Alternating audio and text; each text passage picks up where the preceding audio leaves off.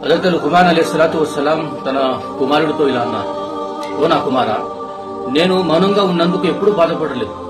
నేను ఎప్పుడైనా బాధపడ్డానంటే అది మాట్లాడినందుకు బాధపడ్డాను.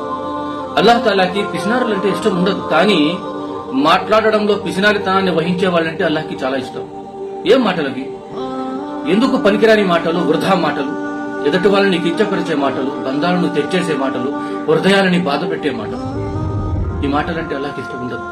ముహమ్మద్ రసూలుల్లాహ్ సల్లల్లాహు తఆలా అలైహి వసల్లం ఒకసారి హజరత్ ముఆద్ రదియల్లాహు తఆలా గారితో ఇలా అన్నారు, ఏ ముఆద్, దీని యొక్క యథార్థాన్ని నీకు తెలుపనా? మొత్తం దీని యొక్క యథార్థం.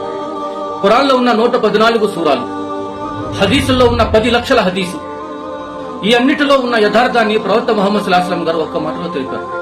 నోట్లో నుంచి నాలికని బయటకు తీసి చూపించారు, ఏ ముఆద్, ఇది ఇది ఇది దీన్ని నియంత్రించుకో అన్నారు. దానికి ముఆద్ రదియల్లాహు తఆలా గారు ఏమన్నారో తెలుసా?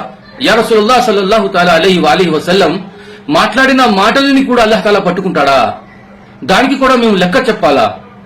దానికి ప్రవక్త ముహమ్మద్ సల్లల్లాహు అలైహి వసల్లం ఏమన్నారో తెలుసా? ఏ ముఆద్, నరకంలో ఎక్కువ మందిని ఈడ్చుకుంటూ వెళ్లిపోయేది నాలిక. ఈ నాలిక వలన చాలా మంది నరకంలోకి వెళ్లిపోతారు.